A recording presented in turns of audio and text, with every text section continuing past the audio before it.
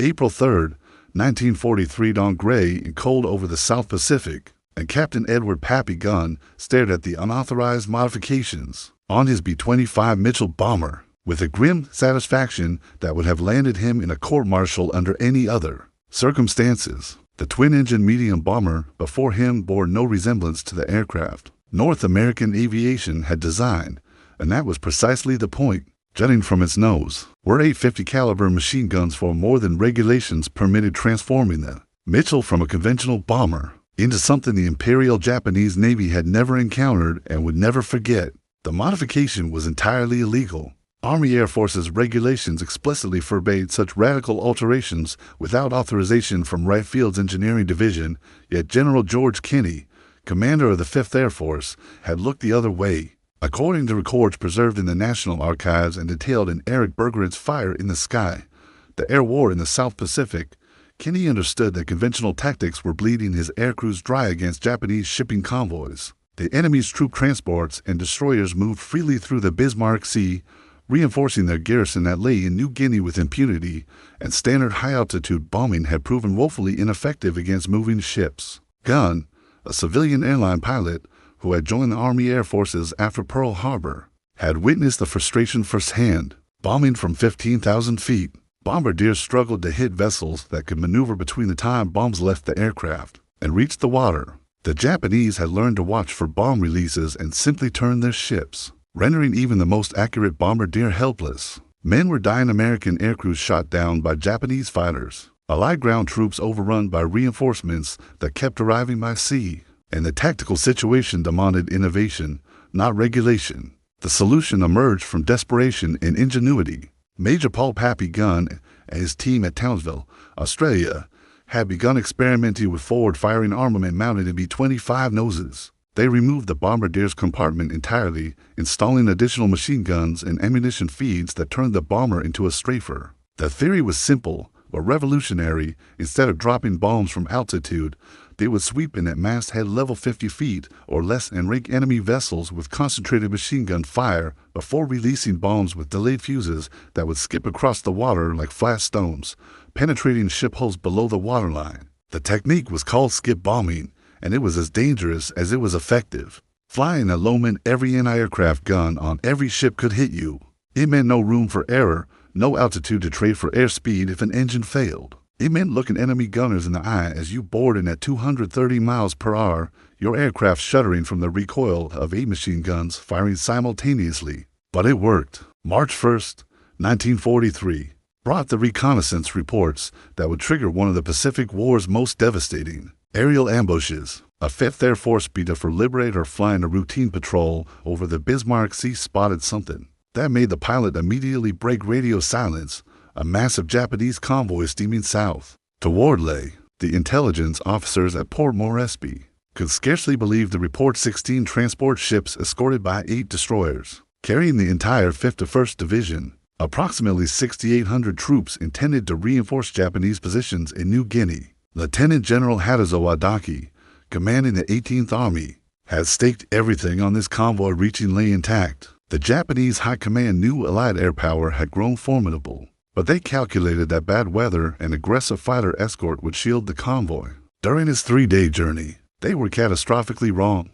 General Kenney had been waiting for precisely such an opportunity, and he possessed something the Japanese didn't know existed, a weapon specifically designed to annihilate ships at sea. The modified B-25s had been training for months in absolute secrecy. According to Samuel Eliot Morrison's Breaking the Bismarck's Barrier, published by the Naval Institute Press, the skip bombing technique required extraordinary precision and nerve. Pilots practiced against derelict vessels off the Australian coast, learning to judge distances at wave-top height, training their crews to suppress shipboard anti-aircraft fire with a devastating forward armament while simultaneously positioning for bomb release. The margin for error was measured in feet and fractions of seconds. March 2nd saw the first attacks, conventional high-altitude bombing runs that achieved little beyond alerting the Japanese that they'd been discovered. The convoy's commander, Rear Admiral Masatomi Kimura, maintained course and speed, confident his destroyers' anti-aircraft fire and Zero fighters from Rabaul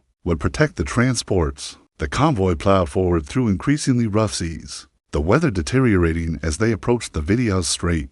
Soldiers crammed below decks on the transports endured the misery of the voyage, unaware that American and Australian aircrews were plotting their destruction. With methodical precision, March 3rd brought clear skies a meteorological death sentence for the Japanese convoy. At dawn, 13 B-17 flying fortresses from the 43rd Bomb Group struck from high altitude, scoring hits that sank one transport and damaged others. The convoy pressed on, still protected by fighter cover, still confident they could reach Lae. The transport's commanders had faced air attacks before and survived. What they hadn't faced was what was coming next. At 0900 hours, the modified B-25s from the 3rd Attack Group roared off from Port Moresby's 14-mile airstrip. Captain Gunn flew in the lead element, his illegally modified strafer carrying a crew that understood they were about to test a new form of warfare. Behind him came wave after wave of B-25s, some configured as strafers, others as conventional bombers along with Australian Beaufighters and American A-20 attack bombers. The largest coordinated air attack the 5th Air Force had yet mounted was converging on the Japanese convoy at masthead height. The first modified B-25 descended through scattered clouds at 1100 hours. At what the Japanese sailors saw emerging from the overcast defied their experience of aerial warfare. Instead of the high-altitude bombers they learned to endure, an American Mitchell bomber was hurtling toward them barely 50 feet above the wave tops, nose ablaze with muzzle flashes from 850 caliber machine guns that could collectively fire for 1,000 rounds per minute. The concentration of fire was absolutely devastating. Behind Gunn came another B-25, then another, each executing the same deadly choreography. The strafers suppressed defensive fire, while the bomb-armed aircraft delivered their skip bombing attacks with precision that high-altitude bombing could never achieve. Japanese destroyers maneuvered frantically, attempting to interpose themselves between the attackers and the transports, but the modified B-25s were too fast, too low, and attacked from too many directions simultaneously. The destroyers' high-angle anti-aircraft guns couldn't depress low enough to track targets at masthead height. The transport Kyokusei Maru absorbed 3 skip bomb hits in less than 2 minutes, each bomb penetrating below the waterline before detonating.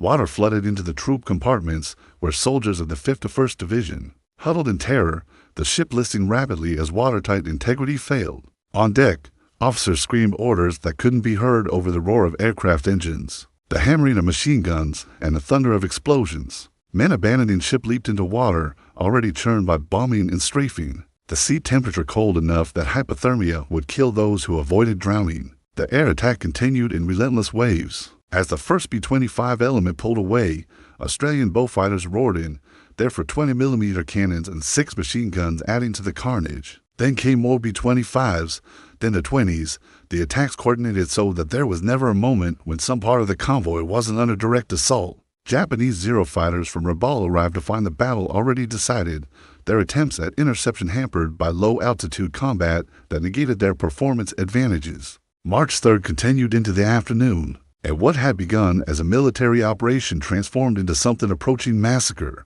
The modified B-25s made repeated sorties, returning to Port Moresby to rearm and refuel before launching back into the attack. Pilots, who had completed their first missions that morning, found themselves back over the Bismarck Sea by 1400 hours, attacking ships that were already sinking, bombing survivors clinging to wreckage, strafing lifeboats filled with wounded Japanese soldiers. The ethical lines blurred in the chaos of combat.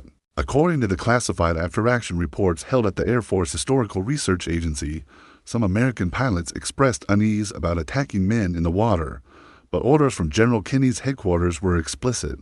No Japanese soldier could be allowed to reach New Guinea. The strategic calculation was brutal, but logical. Every soldier who drowned in the Bismarck Sea was one who wouldn't kill Allied ground troops at Buna or Salamoa. War had its own mathematics, and sentiment didn't factor into the equation. The transport Teiyo Maru burned from bow to stern, its cargo of ammunition cooking off in spectacular secondary explosions that sent debris hundreds of feet into the air. Soldiers trapped below decks died from smoke inhalation, drowning, or fire, their screams merging into a chorus of agony that survivors would remember for the rest of their lives. Those who made it to the water faced new horrors. Oil slicks ignited by tracers turned the sea into a flaming hell, while the wounded attracted sharks that local islanders later reported appeared in unprecedented numbers. The destroyer Shirayuki attempted to rescue survivors from a sinking transport when a B-25 caught it stationary in the water. 8 machine guns raked the destroyer's length, killing crew members on deck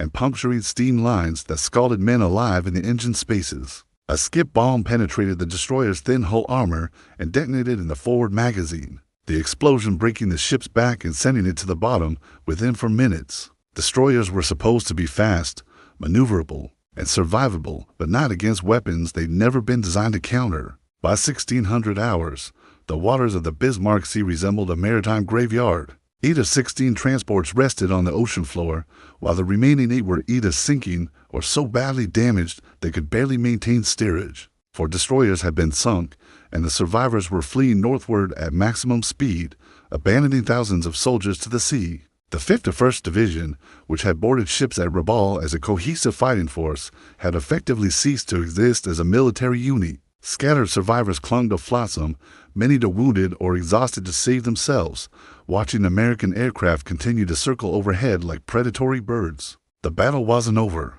Kenny ordered attacks to continue the following day against any surviving vessels and against submarines the Japanese dispatched for rescue operations. The general's calculus remained unchanged. Total destruction of enemy capability justified whatever methods achieved that end. The modified B-25s, those illegal weapons that violated every regulation in the Army Air Force's manual, had proven their worth beyond any doubt. Part 5. The Aftermath of Destruction. March 4th dawn on a seascape transformed into hell's antechamber. The Bismarck Sea's normally pristine waters had become a debris field stretching for miles. Shattered lifeboats, floating corpses, oil slicks, and the smoking hulls of vessels still technically afloat, but beyond salvation. Allied reconnaissance aircraft reported survivors in the water numbering in the thousands, and Japanese submarines and destroyers from Rabaul were attempting desperate rescue operations under continued air attack. The human cost defied comprehension. According to figures compiled by John Prado's and Islands of Destiny, published by Caliber Press, approximately 3,000 Japanese soldiers and sailors died in the Battle of the Bismarck Sea, most drowning in the oil-choked waters or succumbing to wounds sustained during the air attacks. The 51st Division, which should have numbered 6,800 men upon landing at Leh, arrived as a shattered remnant of fewer than 1,200 soldiers, most without weapons, equipment, or cohesion as fighting units. The division would never recover its combat effectiveness. Japanese destroyers Horatio and Asashio managed to rescue some survivors under cover of darkness, but Allied aircraft caught them at dawn on March 4th. More modified B-25s attacked in the now familiar pattern, suppressing anti-aircraft fire with forward guns, then skip bombing the destroyers at masthead height. Horatio took to bomb hits and sank within 10 minutes, taking down many of the rescued soldiers she picked up during the night. The rescued had merely delayed their deaths by hours. General Douglas MacArthur's communique from Southwest Pacific Headquarters claimed total destruction of the Japanese convoy, and for once, the general's notorious tendency toward exaggeration barely exceeded reality. The convoy that was supposed to reinforce Leh and enable continued Japanese offensive operations in New Guinea had instead disappeared from the order of battle. The strategic implications rippled across the Pacific theater. If the Japanese couldn't safely move troops by sea, their entire defensive strategy for New Guinea collapsed. The Imperial Japanese Navy and Army conducted their investigations into the disaster. With predictable results, blame was distributed, scapegoats were identified, and the fundamental lesson went unlearned. Japanese reports focused on inadequate fighter cover and poor weather forecasting, rather than confronting the uncomfortable truth that American innovation had rendered conventional convoy tactics obsolete. They had no answer for masthead-level skip bombing attacks delivered by heavily armed strafer aircraft, and they wouldn't develop one before the war's end. Captain Edward Gunn received the Distinguished Service Cross for his role in developing and leading the modified B-25s into combat, though the citation carefully avoided mentioning that his aircraft modifications had technically violated regulations. General Kenny received congratulations from Washington and tacit approval to continue his unorthodox approach to aerial warfare. The modified B-25s, once illegal, became standard equipment for 5th Air Force attack squadrons. Success forgave all sins, and the B-25 strafer configuration would sink hundreds more Japanese vessels. Before the war's conclusion, the broader air warfare community absorbed the lessons from the Bismarck Sea. The Royal Air Force studied the reports and began developing similar skip bombing techniques for attacks against German shipping. The United States Navy aviation community initially skeptical of Army Air Force's claims, conducted their own tests and confirmed that skip bombing worked exactly as advertised. The battle had demonstrated conclusively that medium bombers could be more effective anti-shipping weapons than heavy bombers, a conclusion that overturned years of strategic bombing doctrine. The Battle of the Bismarck Sea fundamentally altered Japanese strategic planning in the Southwest Pacific Theater, forcing Tokyo to abandon plans for offensive operations that depended on reinforcement by sea. Lieutenant General Hitoshi Imamura, commanding the 8th Area Army from Rabaul, faced an impossible dilemma. He needed to move troops and supplies to forward positions in New Guinea, but every convoy he dispatched risked annihilation by 5th Air Force attack squadrons. The logistical stranglehold would ultimately doom Japanese forces to a war of attrition. They couldn't win. Japanese staff officers proposed various countermeasures, none of which proved effective. They tried moving convoys exclusively at night, but Allied air searches located them at dawn, and the modified B-25s attacked regardless of when ships departed. They tried routing convoys close to the New Britain coast, where land-based anti-aircraft artillery could provide support, but this merely concentrated targets for Allied pilots. They even attempted using submarines for reinforcement, but submarines couldn't transport heavy equipment, artillery, or the volume of supplies required to sustain divisions in combat. The Imperial Japanese Navy analyzed why their anti-aircraft defenses had proven so ineffective against the masthead attacks. According to documents translated after the war and archived at the National Institute for Defense Studies in Tokyo, Japanese naval architects recognized that their ships' high-angle anti-aircraft guns couldn't engage targets below specific elevation angles. Redesigning gun mounts and fire control systems required time and industrial capacity Japan didn't possess. They were trapped by technological decisions made years earlier, when no one anticipated aircraft attacking from wave-top height. From carriers and island bases adopted modified armament configurations, similar to the B-25 Strafer design. The tactical innovation that began with a few illegally modified bombers in Australia spread across the entire Pacific Theater, becoming standard doctrine for anti-shipping operations. Sergeant Takeshi Yamamoto clung to a piece of wooden decking from the destroyed transport Teomaru and watched American aircraft continue their attacks throughout March 4th. The 19-year-old infantryman from Hokkaido had survived the initial skip bombing attack. That sank his ship, swimming through burning oil that seared his hands and face. Now, 30 hours later, he floated among hundreds of other survivors, many wounded, all hopeless. Japanese destroyers attempting rescue operations were themselves attacked. It sank within sight of the men they'd come to save. Yamamoto would eventually be rescued by a Japanese submarine and survive the war, but the nightmares of the Bismarck Sea would haunt him until his death in 1998. First Lieutenant James Murphy flew one of the modified B-25s that attacked on March 3rd. His aircraft part of Captain Gunn's initial strike wave. The Bombardier Navigator from Chicago had transferred from B-17 specifically to join the experimental Strafer program, attracted by the promise of actually hitting what he aimed at, rather than dropping bombs through clouds and hoping. His first masthead attack against a Japanese transport provided everything he'd hoped for, and horrors he hadn't anticipated. We went in so low I could see the expressions on their faces, Murphy wrote in a letter to his sister, preserved in the archives at Wright-Patterson Air Force Base. They looked terrified. Then our nose guns opened up, and I couldn't see anything anymore except impacts and fire. Commander Masaharu Yamaguchi commanded the destroyer Asashio during the battle, one of the few Japanese vessels to survive the initial assault. His after-action report, discovered in captured documents after the war, provides the Japanese perspective on the skip bombing attacks. The enemy aircraft approached an impossible altitude, their forward armament overwhelming our deck guns before we could respond effectively. When their bombs struck the water, I believed they had missed, then realized too late they were skipping toward us like stones across a pond. Such tactics should not be possible, yet they are devastatingly effective. Technical Sergeant Frank Rhodes served as a flight engineer and gunner on A-25. During the March 3rd attacks, the Oklahoma farm boy had enlisted after Pearl Harbor and trained as an aircraft mechanic before volunteering for air crew duty. During the Bismarck Sea attack, his top turret guns jammed after firing only 200 rounds, leaving him unable to defend against Japanese fighters. I felt useless, he told an oral historian in 1992, his voice still thick with emotion 50 years later. My pilot was diving at a destroyer, their tracers coming up at us, and I couldn't shoot back. But we put our bomb right into their side. She just exploded. It was terrible and magnificent at the same time. Private First Class Ichiro Tanaka never made it into the water. The 23-year-old soldier from Osaka died in the troop compartment of his transport when a skip bomb penetrated the hull and detonated directly below his position. His body was never recovered. His mother in Osaka received notification that he had died in combat operations, the official notice providing no details about how he'd spent his final moments trapped in a flooding steel coffin 3,000 miles from home. Captain Edward Gunn himself remained characteristically modest about his role in developing the strafer modification and skip bombing technique. "We didn't invent anything new," he told reporters after receiving the Distinguished Service Cross. "We just adapted what we had to the situation we faced. The B-25 was a good airplane, and we made it into a better one for the job that needed doing."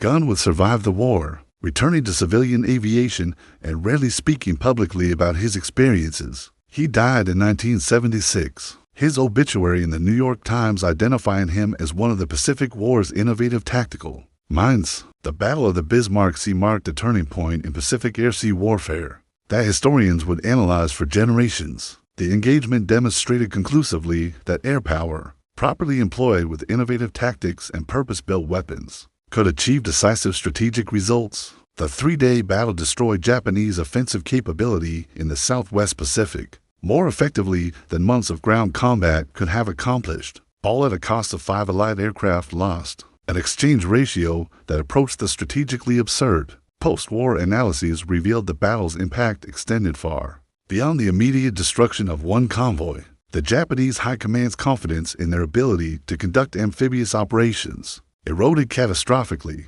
Plans for offensives against Port Moresby were abandoned. Reinforcement of garrisons throughout New Guinea became logistically impossible. The strategic initiative shifted permanently to Allied forces, enabling MacArthur's island-hopping campaign that would eventually recapture the Philippines, all because a few illegally modified bombers had demonstrated a new way to sink ships. The modified B-25 strafer configuration itself became legendary, with over 1,000 aircraft eventually receiving similar armament modifications. The final production versions mounted 14 forward-firing 50-caliber machine guns, along with additional weapons for lateral fire, creating what pilots dubbed the Flying Porcupine. These aircraft would serve throughout the Pacific Theater and in the Mediterranean, achieving remarkable success rates against shipping, ground targets, and even occasionally air-to-air combat when desperate circumstances required. Military historians like Richard Frank, writing in Tower of Skulls, identified the Bismarck Sea engagement as exemplifying the American military's cultural advantage in innovation and adaptation.